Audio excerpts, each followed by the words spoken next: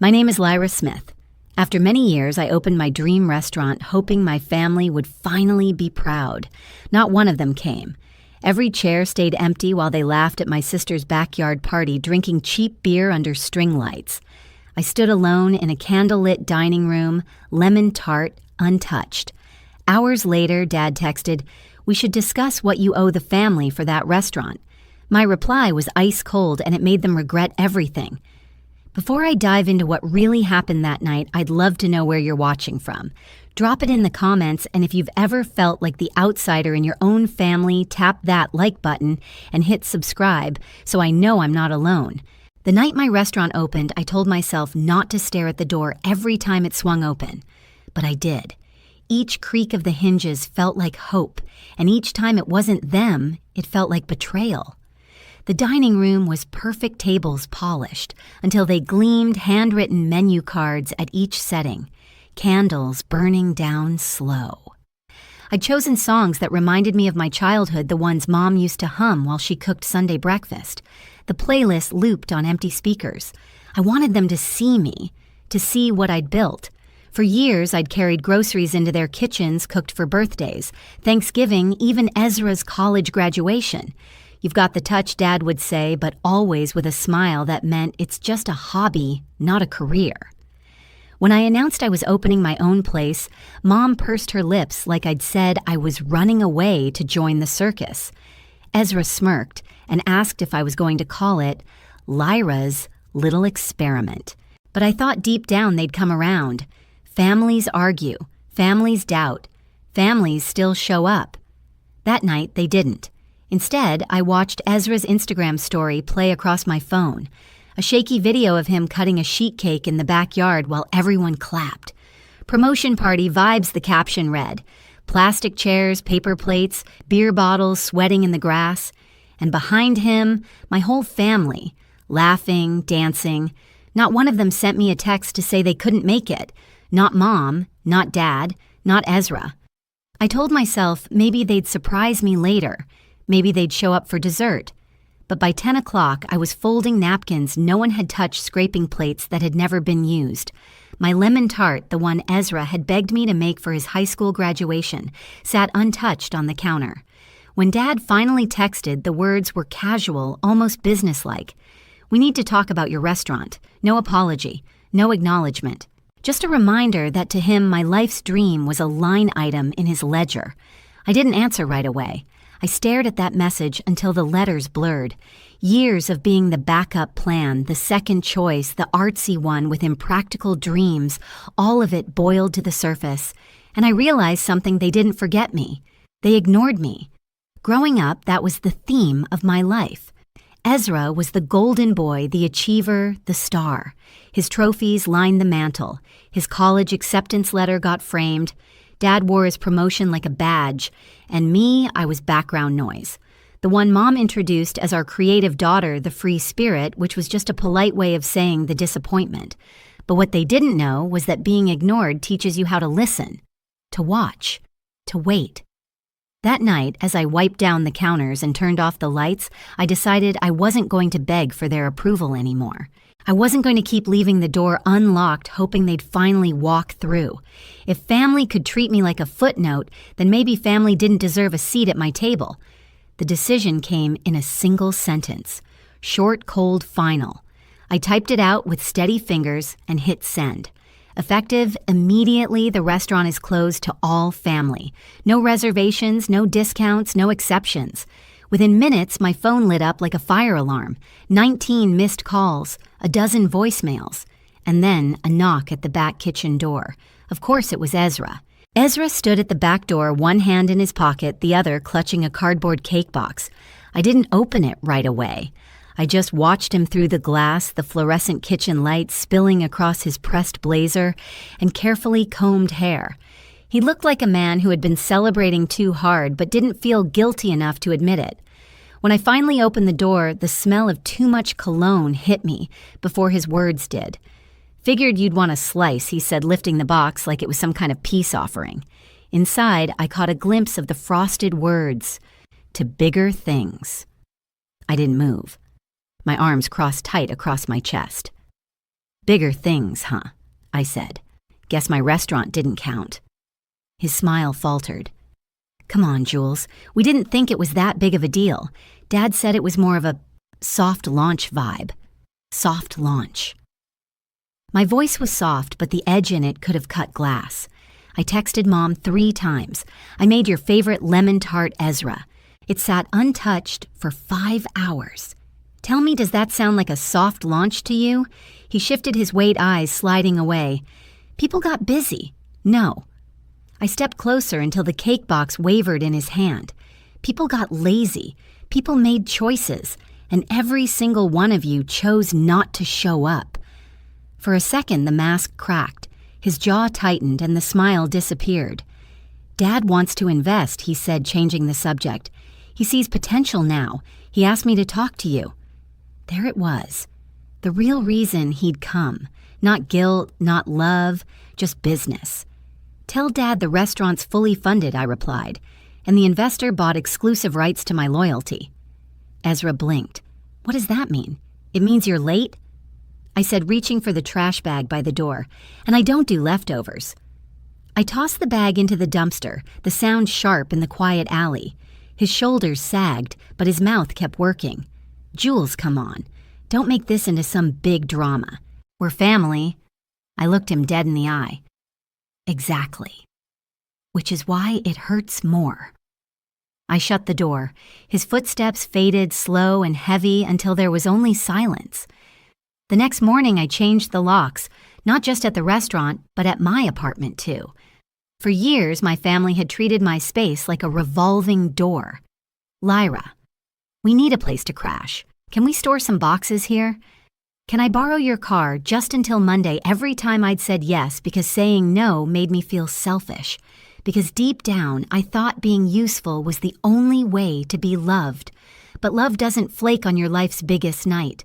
Love doesn't shrug off your invitations. So I posted a sign on the restaurant door.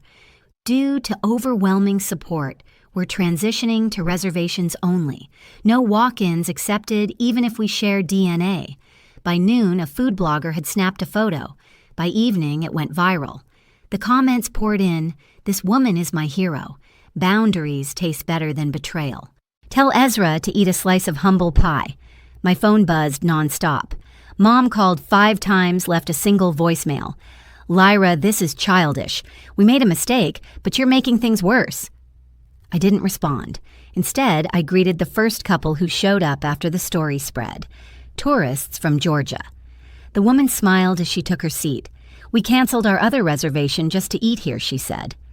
As I led them to their table, I caught my reflection in the front window. I didn't look bitter. I didn't look angry.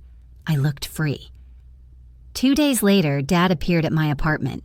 He didn't risk the restaurant too many eyes, too many cameras. I watched him through the peephole. His suit jacket was wrinkled, his tie loosened. He looked less like a patriarch and more like a man losing control of a story he thought he wrote. "Let's be adults about this," he said when I finally opened the door but didn't step aside. "You want to talk?" I asked. "We talk here." His sigh was heavy. "Your mother's upset. Ezra's confused. We all are." I folded my arms. "Confused about what?" "That I finally stopped begging for a seat at your table." "This is ridiculous," he snapped. "We're not enemies." "No," I said evenly. "You're just people who forget I exist unless I'm footing the bill or cooking the meal." He flinched, then lowered his voice. "I was going to help you. I was looking into some financing." "You mean equity?" I shot back. "Control." His face hardened. "Don't be paranoid." I stepped inside, grabbed the manila envelope sitting on the console, and handed it to him. "Here's the deed. The restaurant is solely in my name. The LLC, the recipes, the patents, all mine." His eyes flicked over the papers. "You got a lawyer." "I got a team," I said. "Funny what happens when you stop waiting for permission to shine." He muttered something about burning bridges. I answered calmly, "Then I guess I'll learn to swim." When the door clicked shut behind him, I felt lighter than I had in years. But the battle wasn't over. That night, Ezra's fiancée, Natalie, showed up at the restaurant, trembling, phone in hand. She slid into a booth, eyes darting around like she was being followed. I didn't know she whispered. I didn't know how far they'd go. I stayed quiet, waiting. They created a WhatsApp group, she said. Your mom, Ezra, Aunt Linda, even Cousin Mark. They called it Project Reset. The plan was to pressure you into selling the restaurant or force you to fail. Her hands shook as she pushed the phone across the table. Screenshots, dates, voice notes, proof. Why are you telling me this? I asked. Her voice cracked. Because they dragged me into it, and because I don't want to marry someone who treats his sister like that. I stared at the evidence glowing on the screen. My family wasn't just dismissing me anymore. They were actively trying to destroy me. And in that moment, I knew this wasn't a misunderstanding. This wasn't a family spat. This was war. I didn't sleep that night. Natalie's phone burned in my mind, every screenshot seared into memory. Project Reset. The name alone made my stomach twist. It wasn't just careless words or petty jealousy. It was strategy, calculated sabotage, and the players were people who shared my blood. The next morning, I found Grandma at the kitchen table clipping coupons with hands that shook more than they used to. The sun poured through the blinds, striping the table in gold and shadow. She didn't ask where I'd been or why my face looked like I hadn't slept. She just pushed a plate of toast toward me, butter melting into the corners. Eat, she said softly. I sat staring at her fragile hands. She'd always been the one who saw me not the chef, not the disappointment, just Lyra. The woman who slipped me a 20 when Dad barked about responsibility. The one who clapped loudest at my high school talent show. And now the same family she raised was plotting to erase me. Grandma, I asked carefully, did Dad ever pressure you about money? Her eyes flickered, then settled on her coffee cup. He's always had ideas, she murmured. Investments, plans. But I never thought her voice cracked. She stopped. That was my answer. By the time I walked into my restaurant that afternoon, I'd already called 3 numbers, 1 lawyer, 1 accountant, 1 friend who knew how to dig into things the internet could hide. The smear campaign had already started. Yelp reviews tanking me with identical phrases. Food was cold. Staff was rude. We didn't belong. None of them matched my reservation log. It was war by keyboard, invisible but lethal. I refused to crumble. That night, I sat across from my lawyer, a sharp woman named Davis, who wore her hair pulled back so tight it looked like it could cut. She flipped through Natalie's screenshots, her lips pressed thin. This isn't family drama, she said flatly. This is organized interference, harassment, maybe even fraud. What can we do? I asked, my voice lower than I meant it to be. We start with a cease and desist, Davis replied. And then we build a case. Elder financial abuse, attempted coercion, defamation. But we'll need more than screenshots. We'll need a witness. My chest tightened. Natalie's trembling hands, her whisper, I don't want to marry someone who treats his sister like that. She'll testify, I said steady. She knows the truth. Davis nodded once. Good. Then here's the plan. We let them think they're winning. We watch. We gather everything. And when they come back from whatever trip they're on, we'll be waiting with paperwork they can't ignore.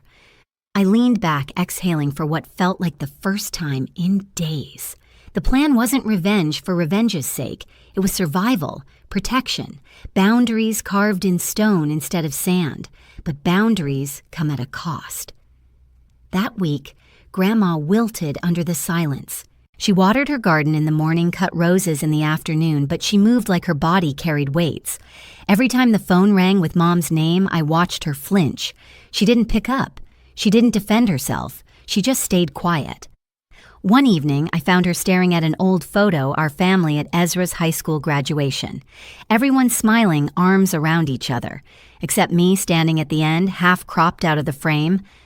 Maybe I should call them, she whispered. No, I said quickly. Too quickly. Grandma, they don't want to fix this. They want to erase it. They want to erase me. Her eyes watered, but she nodded, tucking the photo back into its frame. She didn't argue. I walked away, guilt tearing at me. But then I remembered Dad's words at my apartment, I was going to help you. His version of help had always meant strings, attached chains disguised as lifelines.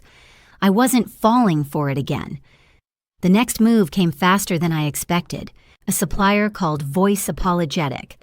"Lyra, we got a call from your dad. Said you weren't paying your invoices. He told us to pull your account." My blood ran cold.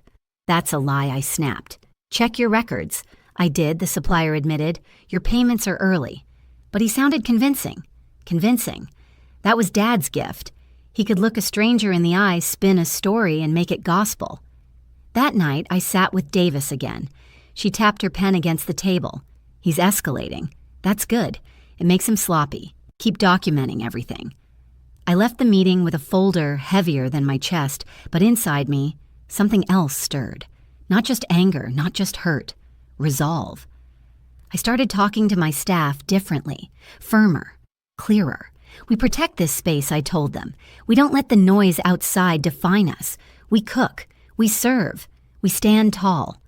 They nodded, some of them even smiling. One of the servers, a single mom named Carla, squeezed my arm.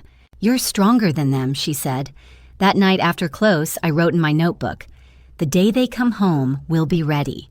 Because they were coming back.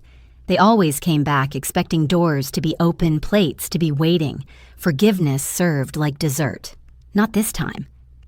2 weeks later, word came Mom, Dad, Ezra, they'd gone on some kind of family trip, flaunting photos on social media. Beaches, cocktails, captions about new beginnings. Meanwhile, my Yelp page bled 1-star reviews like someone had hacked the system. But I didn't panic. I prepared.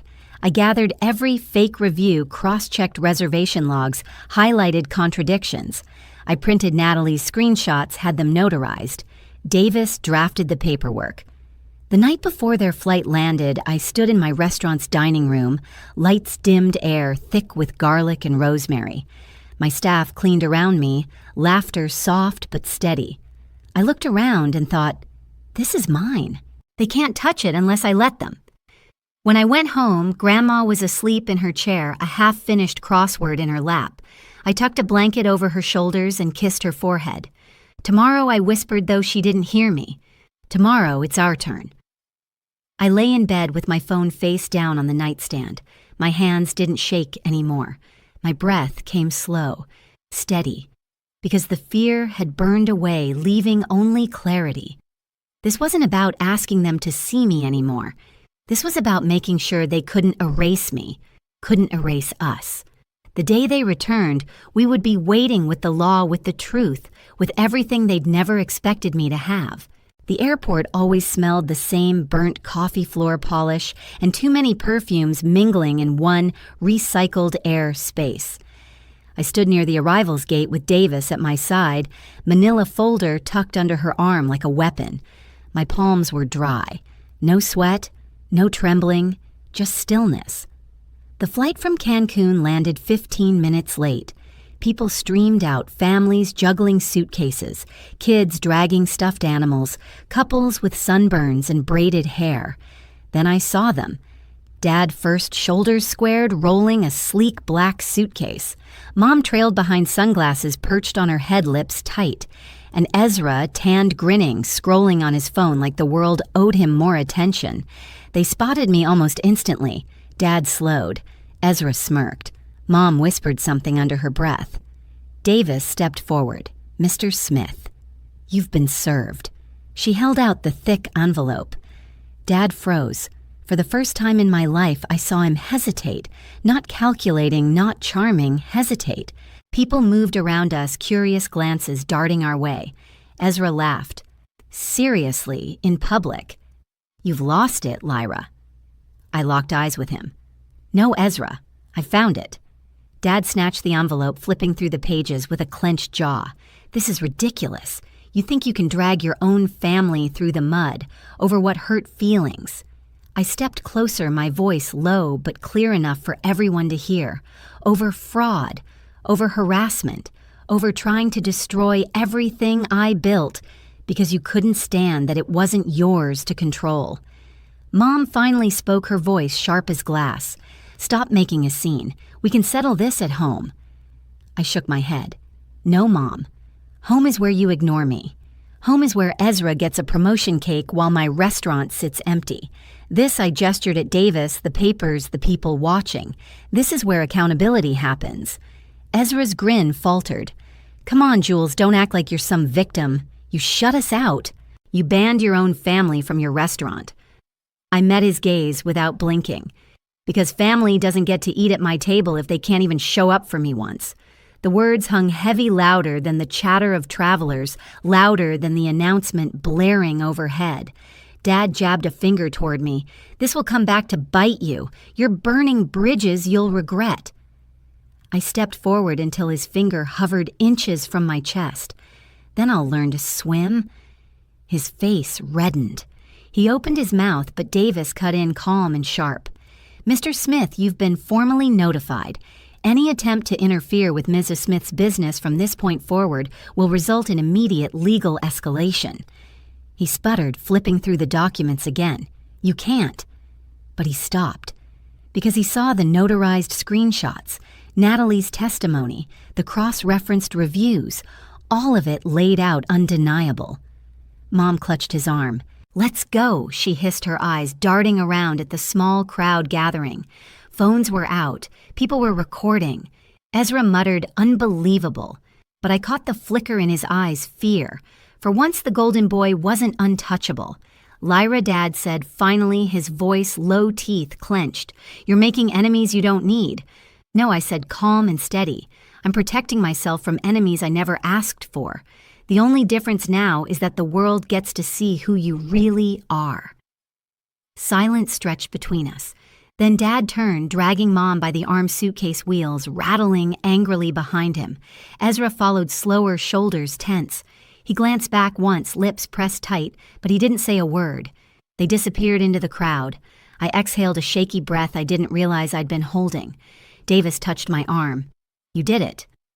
No, I said softly, watching the doors slide shut behind them. We did it.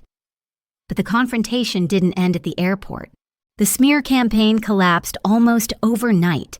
The article Davis arranged with the journalist went live the next morning. Chef exposes family's plot to sabotage her career. Screenshots, timelines, testimony. Natalie's name was right there, her words damning. The internet lit up. Hashtag spread. Stand with Lyra. Old friends reached out, strangers left 5-star reviews. Customers lined up at my door. The restaurant buzzed like never before, clinking glasses, laughter spilling into the street plates cleared to the last crumb. My staff worked with a new energy, proud, defiant. They knew the truth, and now so did everyone else.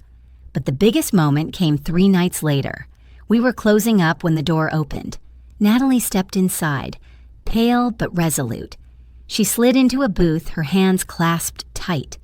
They're furious with me, she said, but I couldn't marry into that, not after what I saw. I sat across from her. You did the right thing. She shook her head. I just told the truth. You're the one who stood up to them. Her words lingered as I walked her out. For the first time, I didn't feel like the black sheep, the outsider. I felt like someone who had rewritten the story. The real turning point came in court weeks later. Dad tried to argue, tried to spin his charm, but the evidence was clear. The judge's words echoed financial interference and attempted coercion of family assets will not be tolerated. Grandma's money was protected. My restaurant's ownership was affirmed. And the will, oh, the will was rewritten. Dad and Ezra removed entirely. When the gavel struck, Dad's face went pale. Ezra sat stone-faced, fists clenched. Mom cried quietly, but not for me. Never for me. I walked out of that courthouse with Grandma on my arm, her hand light but steady. She whispered, "You saved us." I smiled. No Grandma. I finally saved myself. The echo of that airport confrontation stayed with me. The sight of Dad, frozen Ezra speechless, Mom scrambling. For once the power wasn't theirs. It was mine. And I wasn't giving it back. The courthouse steps were warm under the afternoon sun, but I felt lighter than air. Grandma's arm looped through mine, her small frame, steadier than I'd seen in months. She smiled up at me with eyes that glistened, not with weakness, but with pride. "Lyra," she said softly, You did what I never could. I squeezed her hand. We did it together. The judgment didn't erase the scars, but it built something stronger in their place. Dad and Ezra were officially cut from the will their names struck through like misspelled words. Grandma's finances were locked tight under protection, and my restaurant mine alone was untouchable. That night, we returned home to her little garden. She clipped roses as if the world had just handed her back time. Each snip of the shears was sharp certain, and when she placed a bloom in my hands, I realized it wasn't just a flower, it was trust. I thought about the countless nights she'd sat at that table folding coupons, staying quiet while the rest of the family made noise. Now her silence wasn't fear, it was peace. My restaurant, too, became more than a business. It was a sanctuary. The viral headlines had drawn customers, sure, but what kept them coming wasn't scandal, it was honesty. People walked in because they'd read my story and saw themselves in it, the overlooked sibling, the forgotten child, the one who worked twice as hard for half the recognition. They came for the food, but they stayed for the connection. One evening, a woman came in alone clutching a small leather notebook. She ordered the lemon tart and sat at the counter. When I brought her plate, she leaned in. "I saw what you did," she whispered. "My daughter wants to be a chef, but she's scared she'll never be good enough. I showed her your story. She said, if Lyra can stand up to her family, maybe I can too." Her words nearly broke me, because that's what this had become. Not revenge, not even justice, but a beacon. Proof that you could fight back against the people who tried to keep you small and still build something beautiful. Grandma visited often, sitting at her favorite corner table sipping tea while she watched me work. She wasn't frail anymore. She laughed more. She even teased me about the line of customers waiting out the door. "Looks like you finally made it," she'd say, and I'd laugh. But deep down, I knew she was right. But the victory didn't erase everything. Some nights when the restaurant was dark and I walked home under the streetlights, I thought about Dad's warning at the airport. This will come back to bite you. Maybe it would. Maybe the bridges I burned would stay in ashes. But I'd learned something more important. I didn't need those bridges. I'd built my own road. Months passed. My phone filled with reservation requests. Food critics called me a rising star. And one afternoon, my landlord sat across from me, grinning over his coffee. 5 more years, he said. Lease locked. Rent stable. You're the pride of this block.